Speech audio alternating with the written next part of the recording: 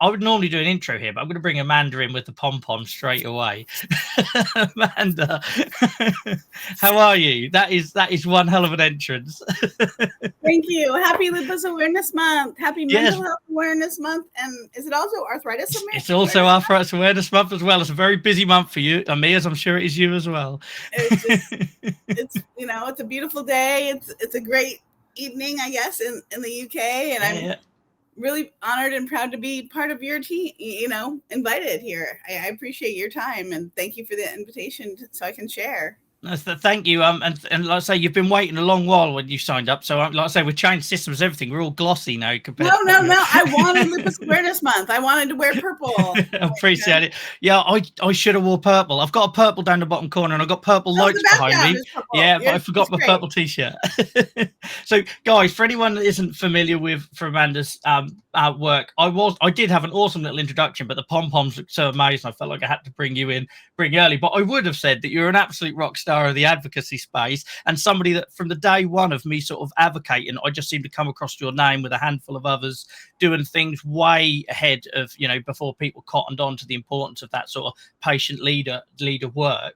I think I'm right in saying that you've also won a WIGA award like myself, and you do amazing stuff in the sort of lupus awareness campaign, and you're another firm believer, I believe, of the whole sharing as caring and sharing stories and everything else to have that impact. So I didn't get to do that as well as I would have liked to have done for you, but you came in with such a bang. I felt it was worth bringing you straight in. Thank you. Well, I am Amanda Greene, but on Twitter I'm LA Lupus Lady. Mm-hmm.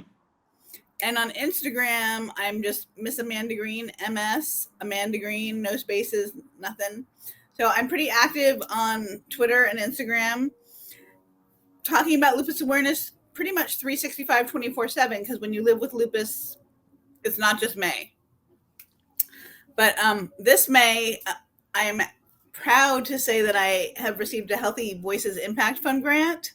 And unfortunately, Healthy Voices is, I think, just right now limited to the United States or possibly North America. So I'm sorry, Joel, but when we get it international, you're going to get one. Yeah, I'm determined to come to the conference before I can do the work. But yeah, please tell us a bit about that, because I've seen some of the projects being shared online. There's amazing stuff. So everybody likes to share lupus awareness and their stories during May. And I've done it, I've had lupus a long time and I've been raising awareness for a while. So I wanted to be a little different this May.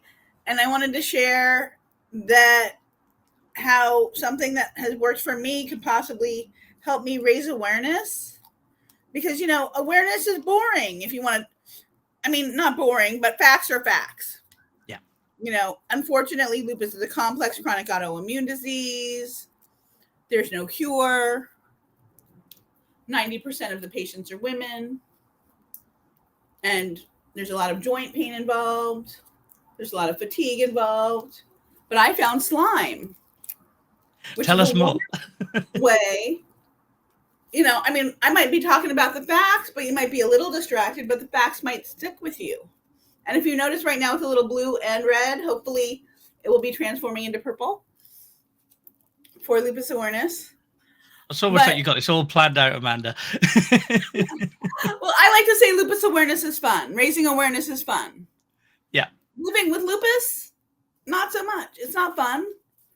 But if I have to live with lupus, I'm going to share and make it interesting. And also, in case people that are living with lupus are watching, slime's not that expensive. And it's an incredible way to get your fingers moving, because sometimes your joint pain hurt. Like I can't do this sometimes. I can't do this sometimes, let alone this. But I'm talking to you. And also, a secret, I'm a little nervous. I'm a little anxious. It's Mental Health Awareness Month, in full transparency. And this is calming me down a little bit, because when I have the slime in my hand, I have to be aware that it doesn't fall, that it doesn't drizzle. But I can also talk to you that even though lupus is a chronic, complex autoimmune disease, people don't understand how much living with chronic pain, whether you have arthritis, which I do, whether I have osteoarthritis, which I do, which I have rheumatoid arthritis. Guess what? I do. I'm not saying this proudly. It just is what it is. Lupus is complex, and most people don't live with one autoimmune disease. They live with multiple. Yeah. I mean, Joel, how many diseases do you have? So I have juvenile arthritis. I have psoriatic arthritis, and in line with the mental health awareness, which I think is always good when it's paired with the Arthritis Awareness Month and Lupus Awareness Month, because many of us suffer with sort of the comorbidities of that as well, don't we? Because nobody understands how much the pain impacts our life. And if I found a relatively inexpensive way to find joy and work my body, it's changing color. Thank you for noticing. But you didn't. That's why I wanted to point out, in case you weren't noticing, that but it's changing color. And if I want, I can add a little bit more blue to it, because it's not as purple as I was hoping. And I had not planned on this, but so I'm going to add some more blue to it. But so what I'm really here to share is that the Healthy Voices Impact Fund, allows patients to create awareness campaigns. So, the traditional organizations are great, and they're incredible. And without them, I wouldn't have gone to DC last week, 2 weeks, maybe almost 2 weeks ago now. But I was part of Capitol Hill. I went to Capitol Hill. I saw that. It's awesome. In the United States. We advocated with our senators, our Congress, our elected officials. Congratulations on everybody in the UK celebrating. I hope there's a celebration. I had the joy of spending a spring in Oxford, and it was great. And making awareness fun. That's what I like to say. I really appreciate, Ricky. I really do want to say lupus awareness is fun. Lupus is not. My walk team names, everybody has a walk. Usually there's walks. Yeah. My walk team name is Lupus Awareness is Fun. And when you wear the shirt, I love this. It's just, sorry to interrupt you, it's such a different theme to what we get. Do you know what I mean? It really is. Like everyone bundles in their story and the awareness side as one, and it can cast a big shadow over it. You know what I mean? But some people go, fun? What do you? And I said, I didn't say lupus is fun. Lupus awareness, wearing the purple shirt, starting the discussion. Whether I'm at a walk or not, it's May. I've been wearing my purple shirts. I'm wearing purple. I know that World Lupus Day is coming up this week. And so, is it too soon for my call to action for everybody? No, go for it. We've got 45 minutes. You can bring that in as many times as you like. Okay. Well, on World Lupus Day, I would like you to please put on your purple. And I specifically am going to ask you to do it just a little bit more. You put on Donna hat. Nice. Donna hat. Doesn't have to be purple. Wear your purple, but Donna hat. And sorry about that. Grab your favorite beverage. And my favorite beverage just happens to have a purple hair tie and amethyst in it. So I'm infusing my water. And hydrate. It used to be a tea party where, we'd be like, oh, let's wear a hat and have a tea party because it's nice. It's relaxing. Whatever you're, some people might want lemon zinger and some people might want chamomile. So, but some people on World Lupus Day like to celebrate with their favorite beverage, and whether it's water or tea or something stronger. I like to celebrate World Lupus Day like it's my birthday. I love that. So if I'm celebrating with something stronger, let's just say, and it's appropriate since I'm talking with you and the world, cheers. Yeah. I just love this because, for me, every World Arthritis Day, World Psoriasis Day, whatever it might be, I'm asked to share my story, and I'm specifically asked to share it, the impact, the doom and gloom that, you know what I mean? I never get to stand on a stage on those days and talk about how far I've come with it or how it's affected me positively, or do you know what I mean? So no, Joel, I'm sorry. This is a first. You met me now, Joel. You've totally changed my thinking. Party. I want balloons. I don't know how many years it's been since your diagnosis, but I celebrate my diagnosis day. March 24th. Okay, first of all, let's just be honest. March 24th, 40 years ago. So let's just pretend I'm 29. But so before I was born, I was diagnosed with lupus. They finally told me it was lupus. And everybody's got a diagnosis story. Mine was, and many lupus women, 90% of the patients are women. So I was a teenage girl and I was tired, and, you know, being out, I was part of the drill team, and drill team practiced outside, and I would always get really tired and red in the face, and they'd be like, "Are you okay?" I'm like, "I'm fine," but my skin was reacting. Yeah. So they took me to the doctor, and they tested me for mononucleosis 5 times. So at the 6th time, when they tested me for mononucleosis, a little embarrassing, but it's true. Look, I haven't kissed a boy since the last time you tested me for mononucleosis. Can you test me for something else? Yeah.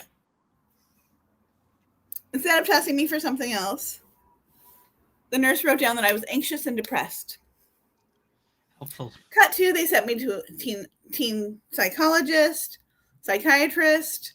He couldn't find anything wrong with me. He said, "What's happened?" I said, "I had to quit drill team because I got red in the face." And then they kept testing me for mono. So, you know, it took him 6 months to figure that part out. Well, what really got you here? Because you seem fine. You seem well adjusted. You're getting, okay, you're not getting A's. You're getting B pluses. But, you know, you have an after school job at the mall. It's okay. So I don't have mono. I didn't have mono. And the nurse thought I was anxious and depressed because I said, "Test me for something else." He's like, "So they didn't test you for something else? They sent you to me?" Yeah. So let me take off the hat now. I'd kind of forgotten. I wasn't seeing it anymore. I'd got used to it. I live in Los Angeles, which is a cultural thing for all of the people globally watching. He said, "Well, why don't you just go get a nose job? Then you'll get a boyfriend. Then you'll get kissed. Then you'll get mono."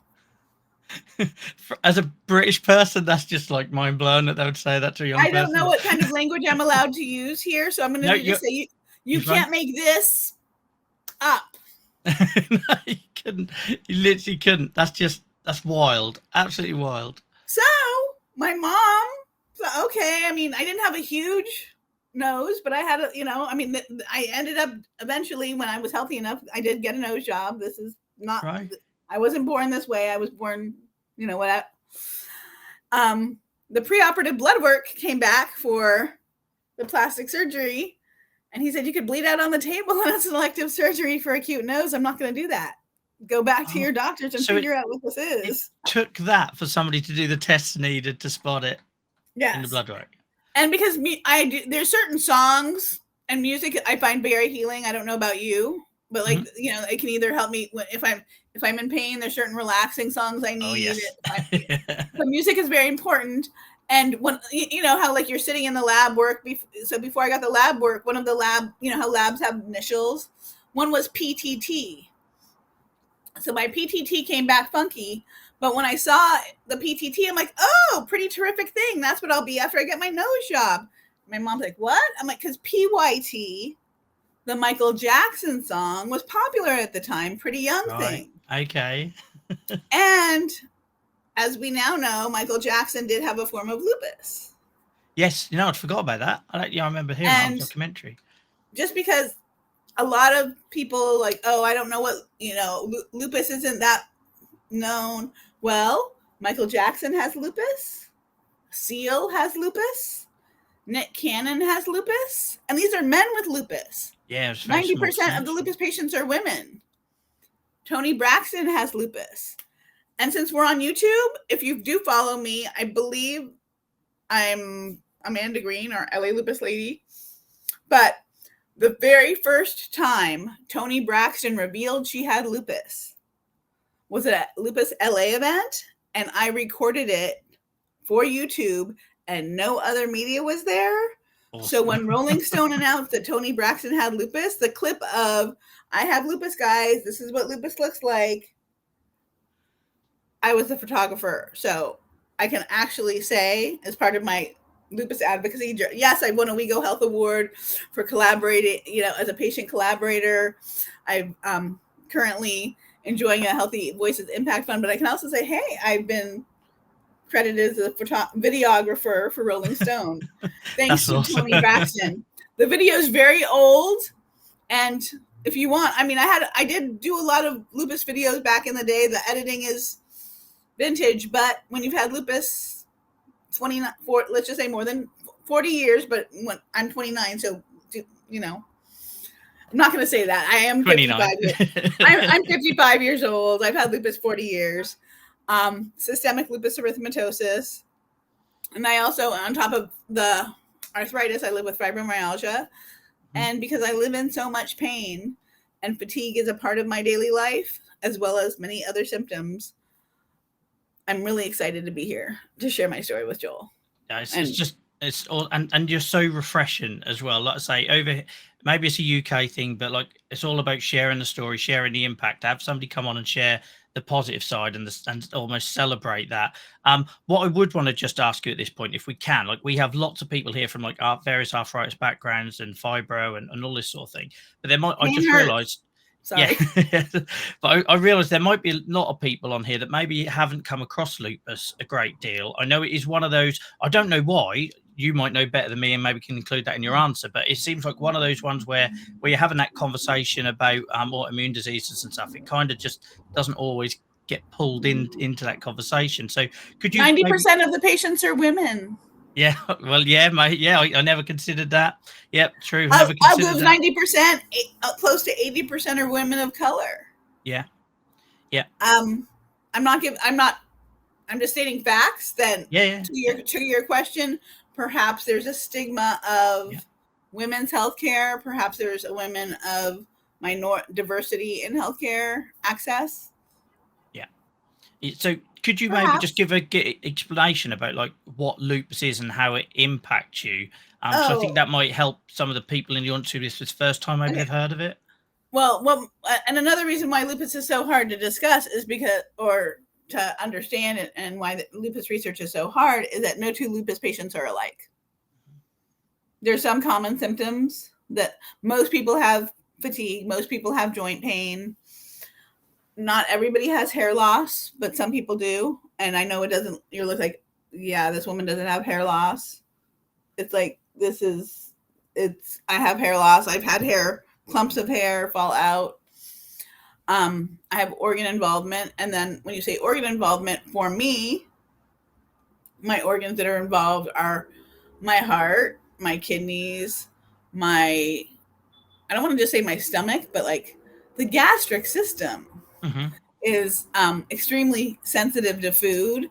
So it's not like, I have food allergies. It's like I'm allergic to more food I can't just list the food allergies I have. It's just and the doctors once told me I can't diagnose you with IBS because then you would be uninsurable. But I can write down that you're extremely you have food sensitivities, and then you'll still be able to maintain your health insurance.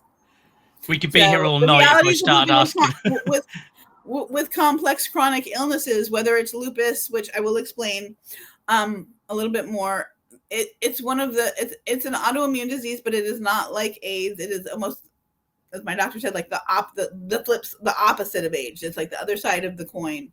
Mm-hmm. For me, I had extremely low, when they did discover what it was, I had extremely low platelet count. Yeah. And the conventional therapies at the time, because now it's years later and there's more therapies, the conventional therapy at the time were prednisone, steroids to build you up. Well, it doesn't just build up your blood cells, it builds you up. It blows you up, yep. Been there and done that. Please don't make fun of Selena Gomez in pictures. Yep. Or other lupus patients. Please understand that if you don't know what somebody's going through, they might be going through something really hard, and the fact that they're doing the best they can deserves applause. Or the thing is, it's really obvious. At least understanding. For those of us that have been there and on that treatment as well, it's really obvious when it's steroid related rather than just some sort of trash media saying. But if you don't know it's steroids, you're just like, wow, are you pregnant? Or why is your face so puffy? Are you okay? Yeah. And the truth is, no, I'm not okay, but I'm out and about, so I'm better than it is. I'm not in bed. Yeah. But I guess one thing before I get off my diagnosis journey is don't be afraid to ask your doctor for questions. And the nurse, had she just, when I said, test me for something else, instead of writing down that I was anxious and depressed, talk to the doctor and said the patient has requested, even though she was 14 years old, that we test her for something else. Why don't we just give her a CBC? All they were doing was testing me for mono at the time. One CBC would have not explained it all, but would have led them to do more tests. So sometimes you know your body better than your healthcare providers, and it's okay to advocate in the exam room. It's okay to advocate in an email to your doctors if you're on a patient portal. If you're lucky enough, I'm not sure. They're coming here. They're not here yet, but they're coming. It's okay to advocate in the exam room. It's okay to advocate on the phone to get the appointment that you need. Oh, it's going to take a while. Okay, thank you. I will call back tomorrow at 10 to ask and find out if there's any cancellations. And then guess what? Call back at 10 and keep calling back at 10. Nice to talk to you again. How's your Friday going? Oh, good. Any cancellations for today? It's Friday. Maybe it's a beautiful day. Somebody's canceled and I just want to get in. You have to advocate from outside the exam room, from online, from the phone, from wherever you are. Sometimes you have to advocate for your own health. And with that conversation comes up a lot on here because so many people share their story and talk about how they didn't advocate for themselves. And one of the reasons they do advocate is because they realize that if they had done that a lot earlier on, it would have helped the situation. And there are so many sort of barriers you face for that. Well, like take your experience, with some of the interactions. I didn't advocate for myself. I mean, it was nice to talk about my life, but it's like, no, I'd rather would have known because I was still bruising spontaneously. I still had, horrible issues. But the joy of lupus is that there are periods of flares and there's periods of remission. And if you get a good doctor and a good healthcare team, because usually you'll need more than one specialist and your life becomes a bunch of appointments. It's really good to have friends that understand. And if you can explain what's going through it, like, look, it's complex. There's going to be some days I'm good and there's going to be some days I'm bad. And the bad means it's really bad. I mean, how do you explain arthritis to your friends when you're 16? Yeah. With lupus, it's like extremely sensitive to sunlight. I lived in Southern California. Like social life wasn't just going to the beach. Everything was outside. Yeah. If you look at me, I don't really have the tan that most people have. It's like, well, and when I did go outside, I wore big hats and like nice I would be known for like, oh, Amanda's got a cool cover up. The big hat. I'm like, oh, another hat? Yes, another hat. Isn't it? It's cute. I was, finding my way of not making it obvious that lupus is my life. Yeah. And if people wanted to get involved more with like this Lupus Awareness Month, or where would you sort of direct people to go if they just wanted to sort of fill in those knowledge gaps or like say get involved in terms of action? How many resources is too many? Well, is there a sort of a good starting point you'd suggest if someone just great starting point for anybody anywhere would be the Lupus and Allied Diseases Association. And their website is LADA, LADA, Inc.org. Yeah. And they're they're a national organization in America, but the information about lupus is pretty global. Yeah. And there's plenty of resources. There's different organizations, Lupus UK, if you're in the UK. There's lupus.org for Lupus Foundation of America. I just went and advocated with them. There are resources and there's patients like me. If you search lupus on whatever platform, whether you're on LinkedIn or YouTube or Instagram or Twitter or Facebook. I mean, Facebook, there's 27 good lupus communities. But there's I mean also Facebook that I'm like relatively I mean, it's just Facebook is a great connecting place. I still post on Twitter because that's where I can connect with patients, stakeholders, and doctors and the rheumatologist community. And this month I'm sharing lots of videos with lupus and slime and how slime can help. And I mean, yes, it's more than just the occupational therapy and the physical therapy. It really is the escape. It's the it's a treat for the senses. It's like, it's good. You touch it, you feel, you smell it, you pull it, you see it. I mean, you see it, and like, you can pull it and just like let it drizzle. It's just, there's so many ways that I have found that slime helps my mind and body. Yeah. And just, whether it's a lupus walk, whether it's wearing purple on May 10th, making a small donation to Lupus and Allied Diseases Association if you can. I know everybody here probably has a condition or knows, donate to your favorite charity. It's Arthritis Month, Arthritis Awareness Month, whatever organization that you truly support and believe in. I'm just really excited to be able to share lupus awareness in my way, like letting, I don't think slime is going to be traditional. I don't honestly think, Lupus UK or the Lupus Foundation of America is really going to like let me use slime. I think, do you not think, like, when you were sharing that earlier about that fund and everything, I think that just demonstrates right there the power of independent advocates, because like, we've all done those things where we partner with organizations, and organizations do amazing work, but normally behind those projects, they're funded by pharma or something, and there's very strict rails you have to stick to and things you can and can't do. So what you're doing right there just shows how, if you put that power into the patient's hands, how creative, inventive, and novel.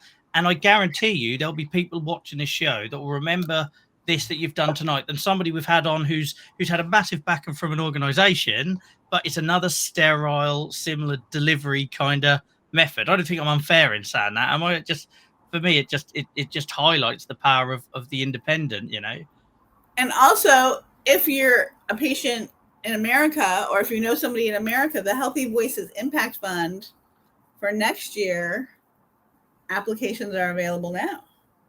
Okay, cool. And when you said you got to take advocacy into your own hands, yeah, that's another reason why I wanted to use slime. Awesome metaphor. You've got to really you've got to take advocacy into your own hands. But sometimes when you do that, when you live with arthritis,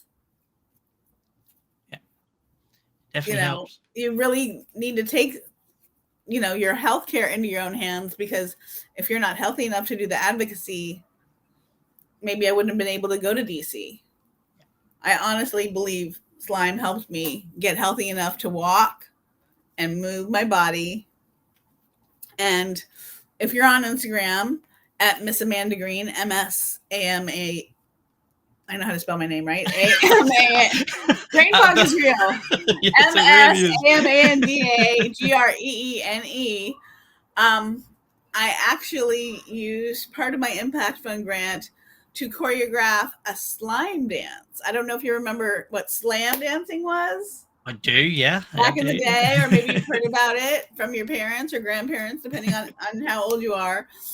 But sometimes living with lupus feels like a slam dance, and you've just been like knocked off your, can I just say butt? Yeah, no, totally. Yeah, the other word I was going to say. We talk about, I've always made this point on the show for anyone who's new here, by the way, guys, it's like we talk about serious conditions, we talk about the realities of living with those, the mental health realities of living with those. If we can't curse occasionally as well whilst talking about some really heavy topics, then I don't know, it just doesn't balance to me. Right. So you're free to say what you want. It knocked me off my ass. Yeah. Like lupus can knock you off your ass. So when I was playing with slime and I realized, like, what can I do to make an impact during May, other than just showing how much power and fun it is to smell the grape slime, which I mean, now I wish I could just give everybody slime, and you should all go to, get your own. I didn't even know smelling slime was a thing. Right. Smell-o-vision, not yet. But so what I did was I did slime dancing, and I don't know if you know this about me, Joel, but I like Lady Gaga. No, I haven't picked up on that one, actually. I'll have to do some more digging. Okay, so, well, I was reading a Vanity Fair article, and about Lady Gaga, and I liked her songs, you know, enough to read the article about in Vanity Fair. And then I read the line that she has borderline lupus and her aunt Joanne died of lupus. And then I basically, not overnight, but I soon became a little monster. And Lady Gaga has changed my life. That's awesome. But, like, not just the music. Yeah. But her father has a restaurant in New York that I went the very first, when it opened, I went, like how I celebrate World Lupus Day. Usually on World Lupus Day, I like to go to New York and I celebrate by eating dinner or lunch at Joanne's. Okay. Because it feels like it's a place that they understand what being a lupus patient is and they respect that and they treat me like a queen. And I've never heard of it. I just love all these little ways of, like, you know, your individual sort of coping mechanisms. So we had someone on recently that used a sort of clicker all the way through the show, and because that was their way of sort of helping them. And you know, you've got slime, and you go to the restaurant, and there's certain music that you relate to, and I love all of this because it's really showing people that it doesn't need to be that, I don't know, vanilla copy and paste. You go to doctors, you get a medication, and you move on, sort of thing. There are so many other things you can put into that mix, isn't there? And Lady Gaga has this wonderful foundation called Born This Way, which raises mental health awareness. And as part of that, she has this wonderful blog called Channel Kindness. There's channelkindness.org. And through channelkindness.org, I have written about lupus. I've written about thriving to strive and finding my flair and what it's like to live with lupus and getting Joanne vibes at the Lupus Research Alliance Gala. It's, you know, like if I went to this lupus event and all of a sudden like Lady Gaga shows up, I'm like, wait, what? Like, because her father has, you know, her father's sister, Lady Gaga's aunt, died of lupus. Her father is on the board of the Lupus Research Alliance. Mm-hmm. And earlier this week, the Lupus Research Alliance is starting to share this program during May called My Lupus, and they featured me, which was great. And it's nice because everybody's lupus is different. So that's what I shared, that I have cognitive impairment, which is also known as brain fog, that I have organ involvement, that I have hair loss, that I have fatigue and joint pain. And not everybody's going to have those symptoms. Everybody's lupus is different. But I was diagnosed at 15. Everybody in diagnosis journeys, everybody has a different one. So I'm just excited to share that right now it's May and I'm doing okay. Some might say better than okay. Some might say that I've found the flair. Yes, I was going to ask you about your lupus with the flair hashtag. Do you still use the flair hashtag? Because that's how I remember when I first sort of that's how I truly try to live lupus with flair. Yeah. Because flair is an F word. And I know we've talked about the swearing before, but it's a different kind of F word. When you live with lupus, flair means that your disease is active. And with lupus, you kind of want to keep your disease, like I have lupus and I like to know it's here, but I like it down. I don't want it to be like having the party like the pompoms. And there's periods of flair and there's periods of remission. And I switched the word around because I thought flair was like, oh, flair, you know, I like that kind of flair. But when you live with flair, disease takes over your life. You have to cancel your plans. You have to start making more doctor's appointments. Sometimes you have to increase your treatment. Then those treatments come with side effects. And you don't know how long it's going to last. You don't know if it's going to get worse. You don't know if it's going to get better. And that's the whole thing about lupus is every day I wake up saying, is today the day I'm going to get a flare? I mean, I don't think that way. I've actually changed my mind to say, today is the day that I'm going to have a good day. And knowing if a flare happens, it will happen and I'm ready for it. Yeah. But I strive to live with flair while avoiding or fighting a flare. Does that make sense? Yeah, no, I've had lots of conversations with people saying about who won't use like the term warrior and things like that, because I'm not fighting against what I am, and I've got to learn to live with it. And for a long while, I stopped using terms like warrior and things like that. I will often talk about fighting, because some days I need to get into that mindset. If not, I wouldn't get up and do anything. But yeah, I totally get that. And there's lots of people in the community that feel that way about sort of like embracing it and you know, sort of like working with it rather than the whole, because if not, I think, I don't know about you, for me, our chronic illnesses, there's lots of grief cycles involved with that, and there'll be times you can remember what you used to be able to do and what you can't do, and if you're in that constant mindset, you're never going to get past the grief and do anything else. Oh, poor me. I don't have kids. I don't have a husband. But guess what? Yay me. I went to Capitol Hill and I was able to advocate. And yay me. At the end of the month, I'm going to New York and I'm going to have dinner at Joanne's and I'm going to be in Connecticut and I'm going to see somebody who, you know, really makes me happy. Like I've got friends in Connecticut that like bring me such joy. And I don't have children, but there's going to be babies and twins and Frenchies, and I don't have a dog. I don't have 2 dogs.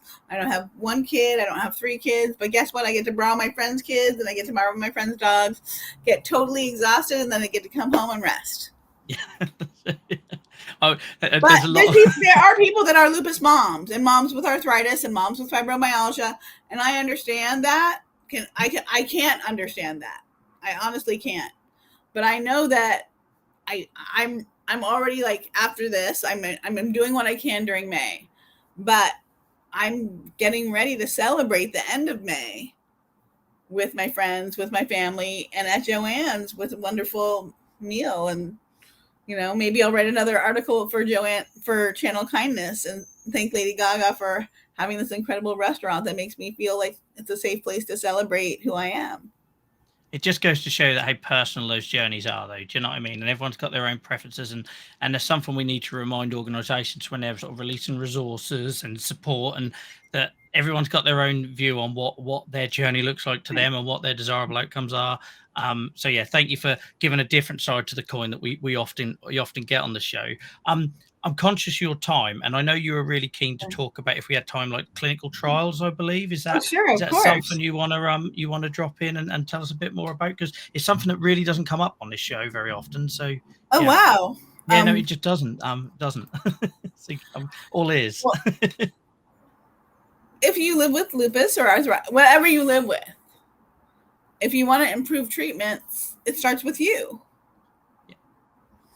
And I live in Los Angeles, which I know not everybody lives in, like maybe a research center, but there's a few different hospitals that are doing studies for lupus. Sometimes they're observational and they just ask, you know, it's just they ask you questions about your life. Sometimes it's interventional, where if it's a new medication, you can take the drug, you can, you know, you might be given a placebo, you might be given the medication, and then they're going to trust you. But and it might be sometimes just giving your blood. Like this week, actually, I don't think it's on World Lupus Day, but I think maybe the day after World Lupus Day, I'm going to give my blood, because vaccines are safe for everybody, but they were not tested on the immune compromised.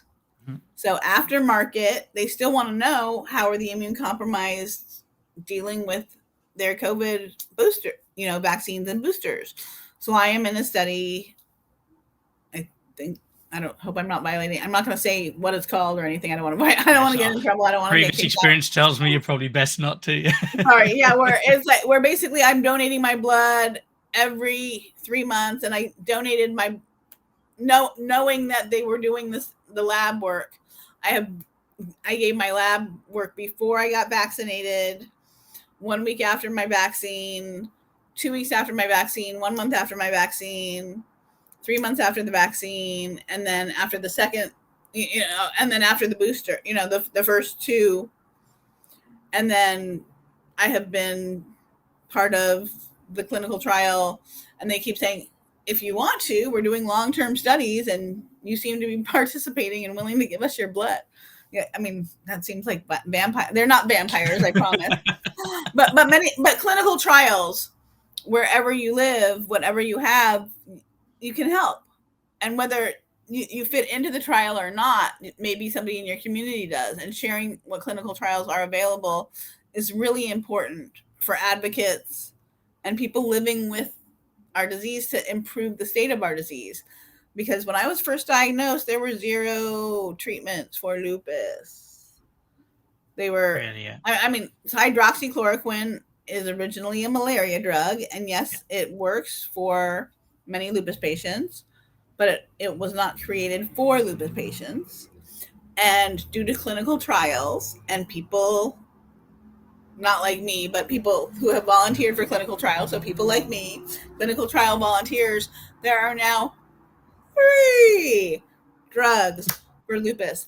Well, that's not enough because there's more than 3 types of lupus, and like I said, we have so many symptoms. 3 is better than 0, and there's so many trials, medications in the pipeline for every condition.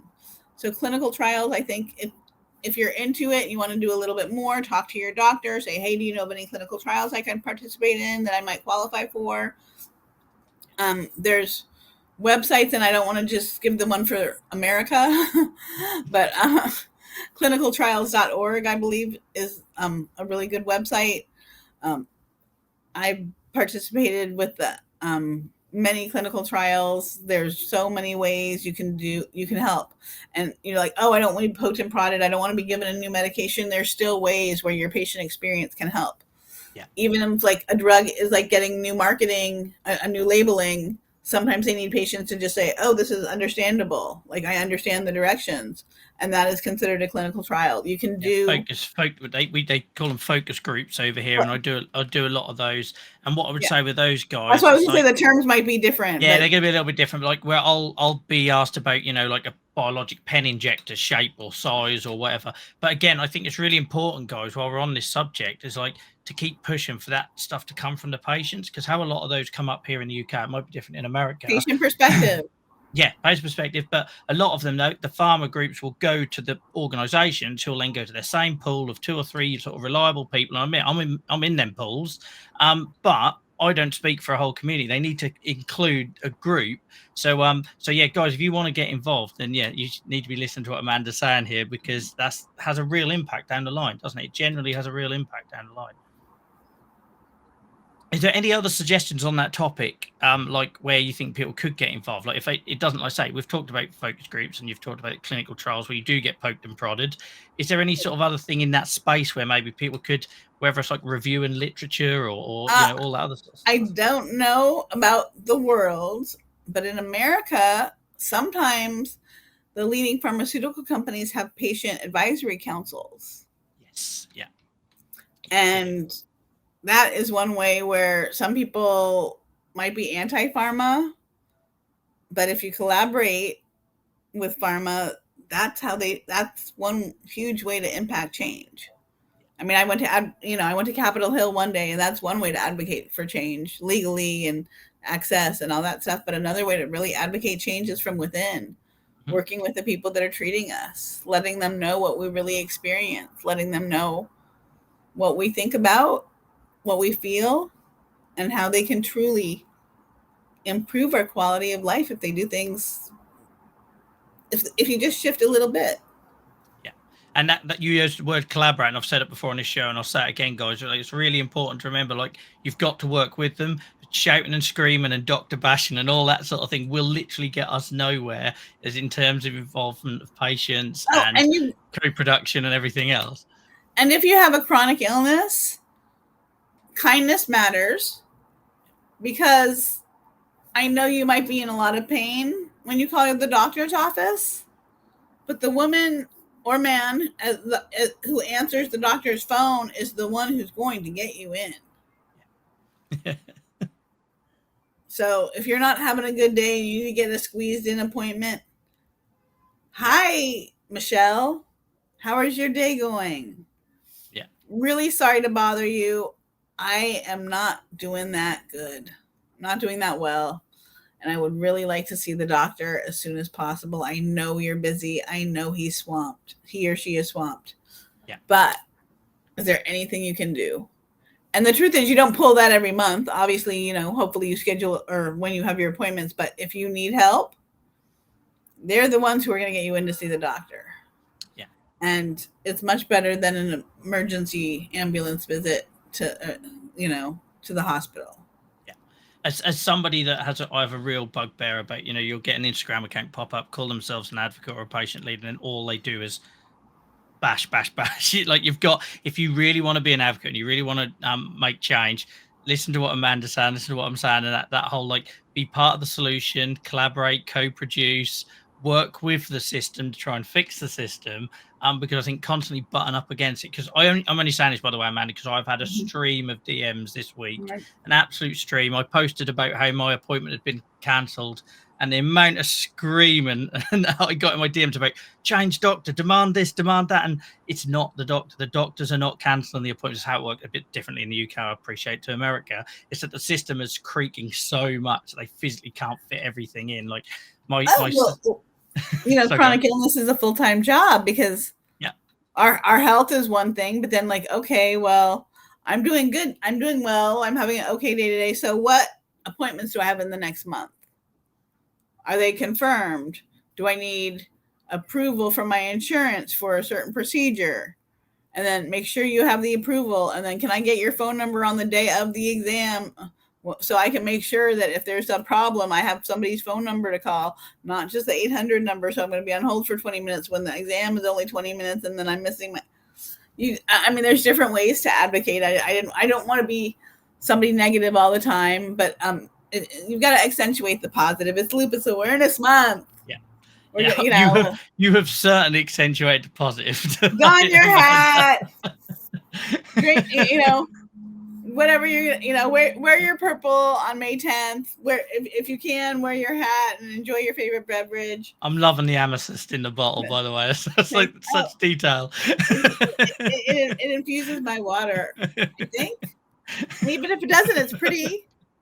Yeah, that's it, and it fits the theme. That's where I'm at. Like, I just like if it's pretty, if it makes me smile, how can it be bad? It's not bad if it's like.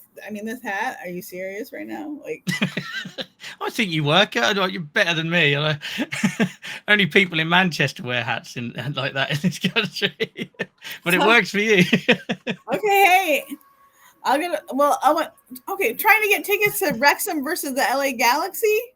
Oh, is the Wrexham thing actually taking hold in America as well? Because over here it's sort of like the Ryan Reynolds thing. Everybody wants to yeah. Because here, I think unless you're in Wales, you're not really paying a lot of attention to it. But it's amazing what he's doing.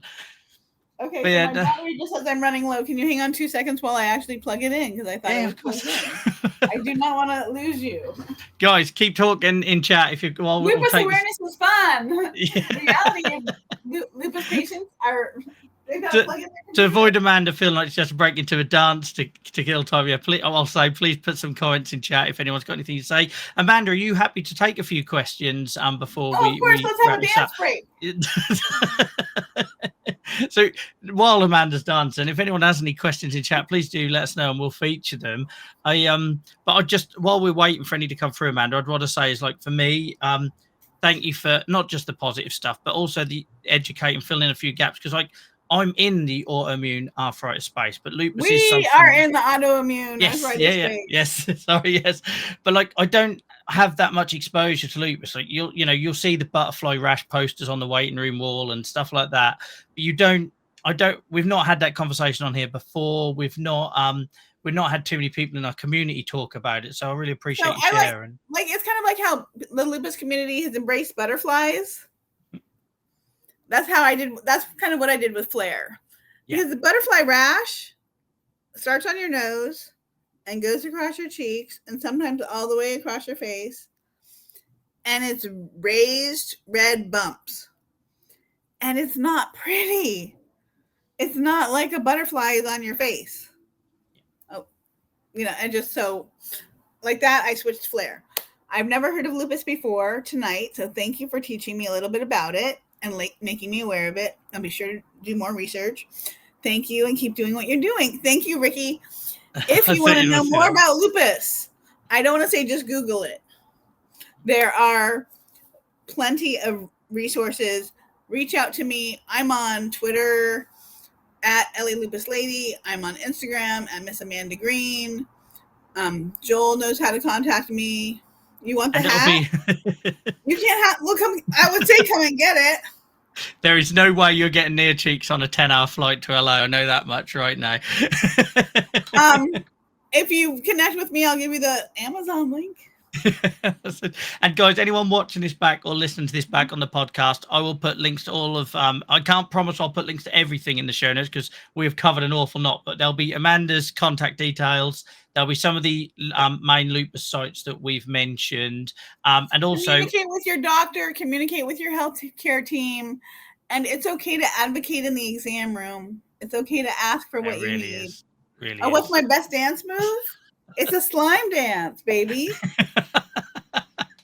This is a first for the Chronic Pain Club talk show, guys, in that we've got dancing on the show. I'm going to open this up, and it's basically the pull. I guess it's actually it's kind of like the slime pull. It's like the pony. I guess. Isn't that Love Shack? Isn't that the Love Shack dance? Love Shack, baby. Or am I thinking of something else, guys? But it reminded me. We'll have to do another interview with Joel where where everybody gets their slime and we do dance moves together. That sounds equally as slime dance routine. Like increase your range of motion. Do what you can. If you can only pull this far, that's good. Pull it in. Keep it low. That sounds as terrifying as it is entertaining, which I'm sure this community will be delighted to see me get into a corner, because we had a chap on here who does cooking to educate about chronic pain and cope with chronic pain, and I somehow left that show agreeing to do a live cook along with him in future months. So okay, we can do the dance thing. Yeah, we can do a slime dance thing, guys. You're only going to force me into it anyway, so we might as well just say it now. We'll do it. Boom. You know you're gonna slime. You're gonna slime dance. Yeah. Oh, I've just suddenly lost Amanda, but hopefully they'll come back, guys. Any more questions? I'm not dancing to fill the time. Can I just say that right now? I'm not dancing to fill the time. But if anyone's got anything they want to let me just see if I can get the picture back. So I'm just waiting. Amanda dropped off there, so it must be a connection issue. I'm sure it had nothing to do with the dancing. But if anyone's got any more questions, guys, or any more comments, please drop them in now. And then if Amanda is able to rejoin us, we'll put them up on screen for her to answer. But it looks like you guys had great fun with that. But how nice is it, guys? Like, we do share a lot of heavy stuff, and we know that it's the nature of the talk show. It's the nature of what we're trying to cover here, and to raise awareness, you need to pull on heartstrings and get people to understand the real everyday impact as best you can. They're never going to understand fully.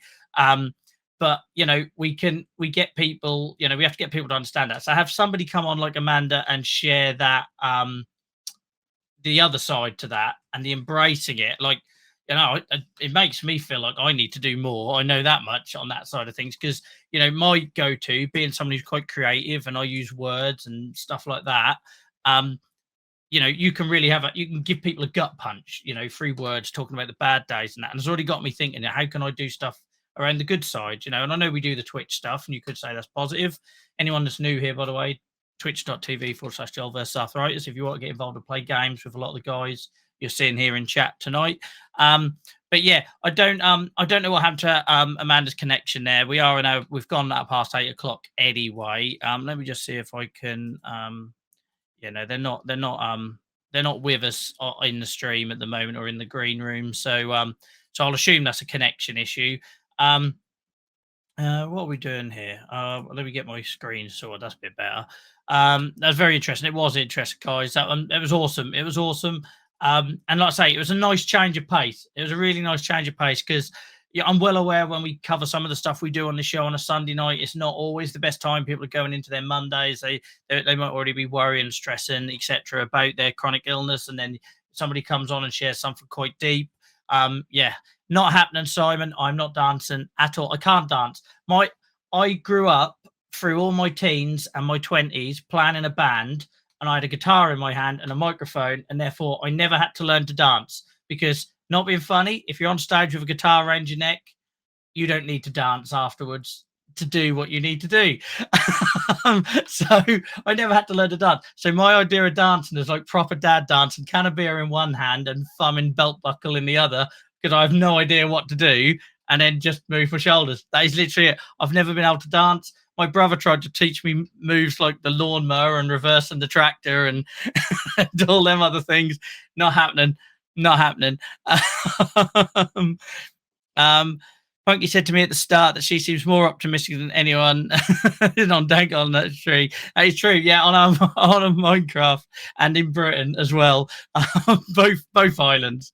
It is awesome that near confirming that I can't dance. Absolutely can't dance. Absolutely can't dance. But yeah, I didn't need to. I didn't need to. The life I led in those formative years, I didn't need to. And also, not to bear in mind, I spent all of my teenage years in a wheelchair or on crutches. I didn't know what to do with my arms. Take my arms away, I might be all right, but my arms were always occupied. Guys, I've got a feeling we're probably not going to be seeing Amanda anymore. They've not dropped back into the stream. So I imagine there's a technical issue there or somewhere. It might be they didn't plug the device in that they went to. Maybe they got distracted with the dancing and therefore wasn't able to do the job they originally wanted to do. We all know what it's like with brain fog. Many of us do. Me and Snuffle talk about it at great lengths. But yeah, I actually love that, guys. I'm going to share that as a last comment. Thank you for joining us, guys. Thank you for by far the most chat we've had. So I think that's a lot of credit to Amanda and the people that follow her. When this video comes up, remember we've got Sukshin and Katie's interviews to go up on our YouTube channel shortly. This one will be along after that. We'll put all the links in the show notes, as many as I can anyway. I know we covered a lot there. And same as if you're listening to this back in the podcast. Guys, thank you for being awesome tonight. Thank you for being so engaged. Yeah, that was a real treat, that one tonight. I'll see you all soon. I'm back on Twitch, twitch.tv/JoelVersusArthritis tomorrow night, Monday night, where we'll be streaming Minecraft with some of these awesome folks you see here in chat. If not, I'll join you next week for another Chronic Pain Club at 7 o'clock GMT time here on our YouTube channel. And if you've not done so already, please hit the subscribe button or the follow button, wherever it is that you're watching. It really does help us reach more people. Lindsay, thank you for joining us for the first time, I believe. Anyway, thank you. Really appreciate it. And Ricky, I might be able to get talked into coming onto Minecraft. I don't know if I've got stream in me or not. Give me 20 minutes and I'll see how I feel once I've stretched my legs. Self-care and all that. All right, guys. Until next time, have an awesome weekend. Have a great Monday. Oh, Amanda's just come back. I'll let Amanda come in just to say a quick goodbye and then we'll be off, guys. I'm so sorry. So, did you get distracted from plugging in your device when you were doing the dancing? Was that it? I must have. I don't know. I'm so sorry. My energy. I think my energy stopped. Like I just apologize. No, don't. The thing with lupus is expect the unexpected, and that's pretty much what happened today. Yes, so it is.